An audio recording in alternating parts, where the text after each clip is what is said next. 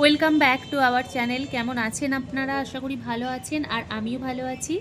আমার নতুন আরও একটি ভিডিওতে আপনাদের সবাইকে জানাই অনেক অনেক স্বাগত। তো আজকে আপনাদের সাথে আমি একটা জিনিস শেয়ার করব বলে জাস্ট ক্যামেরাটা অন করলাম।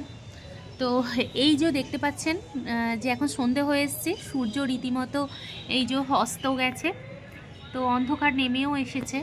তো আজকে এই গাছের একটা ঘটনা বলবো। এই যে গাছটা কেটে পড়ে আছে, এই গাছটার একটা ঘটনা আপনাদের সাথে শেয়ার করব।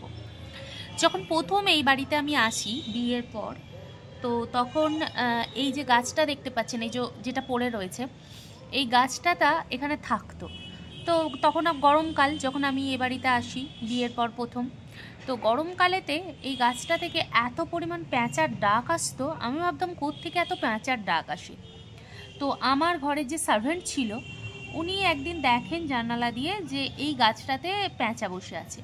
আর এই গাছটার পুরো একদম এই যে গোড়াটা দেখতে পাচ্ছেন, এই গোড়া থেকে পুরো একদম ডগা পর্যন্ত প্যাঁচার পুরো বাসা ছিল। আর প্রত্যেকটা প্যাঁচা ছিল লক্ষ্মী প্যাঁচা, সাদা প্যাঁচা। আর আমি প্রত্যেক দিন দেখতাম সাদা প্যাঁচা জোড়ায় জোড়ায় করে বসে থাকতো।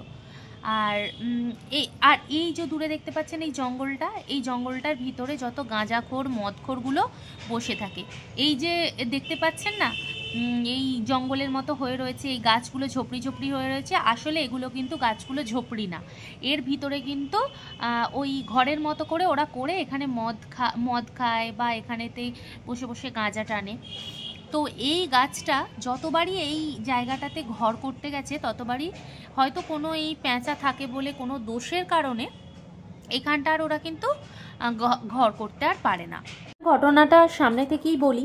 তো কি হয়, এই যে গাছটা আপনাদেরকে দেখালাম, ওই গাছটার ওইখানটা থেকেই আর কি প্রত্যেক দিন দুটো করে প্যাঁচা স্বামী স্ত্রী দুজনে বসে থাকতো। আর পুরো নিচে থেকে উপর পর্যন্ত প্যাঁচায় ভর্তি থাকতো, তাদের বাচ্চা কাচ্চারাও থাকতো। তো প্রত্যেক দিন এরকম সন্ধেবেলা আমি যখন সন্ধে দিয়ে এইদিকে দরজার দিকে তাকাতাম, তখন দেখতাম যে প্যাঁচাগুলো বসে থাকতো।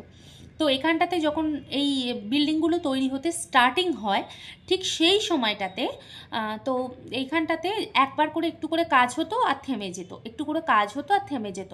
আর এই যে জায়গাটা এখন মাটি ফেলা রয়েছে, এই মাটি ফেলার জায়গাটা কিন্তু অনেকটা পরিমাণ ডিপ ছিল তখন, পরবর্তীকালে মাটি ফেলে এটা উঁচু করেছে।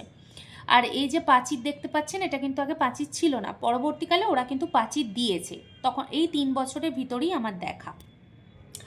তো এখানে যখন কাজ স্টার্টিং হয়, তখন এখানে কেউ কিন্তু টিকতে পারতো না, মানে এখানে কেউই থাকতে পারে না, চলে যেত। এবার এটা ভূত নাকি মানে ঠাকুর কিছু ছিল সেটা আমি জানি না, তবে মানে এরকম হতো, আমার নিজের চোখে দেখা। তো এখানে এই কিছুদিন আগে, এই 10 থেকে 15 দিন আগেকার কথা বলছি, এখানটাতে মানে কিছু মানুষ এসেছিল, তারা এখানটাতে তাঁবু করেছিল। তো তাঁবু করার এই জায়গাটাতে ওরা বেশ কয়েকদিন থাকে, কিন্তু 10 দিন 15 দিনের মতো থেকে এখানের এই ঘরটা করে দিয়ে ওরা চলে যায়।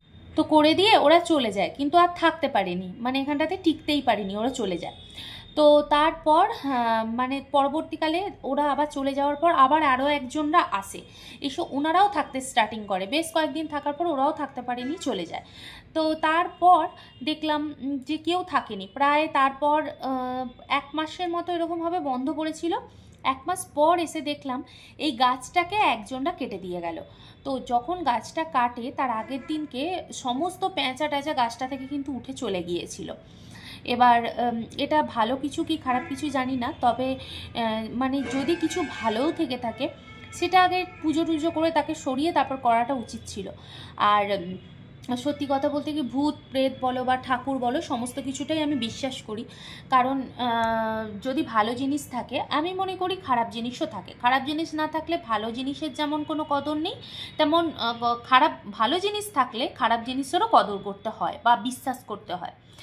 সেটাই হচ্ছে ঘটনা। তো ভাবলাম, বসেছিলাম আপনাদের সাথে এই জিনিসটা শেয়ার করি, তো সেই জন্য শেয়ার করলাম। তো যাই হোক, এই যে ঘটনাটা আমি আপনাদের সাথে শেয়ার করলাম, এটা কি ভূত ছিল নাকি ঠাকুর ছিল, অবশ্যই কিন্তু আপনারা কমেন্ট বক্সে জানাবেন। আর অবশ্যই ভালো থাকবেন, সুস্থ থাকবেন। আবার দেখা হবে নতুন একটি ভিডিওর সাথে। ততক্ষণের জন্য বিদায় নিলাম।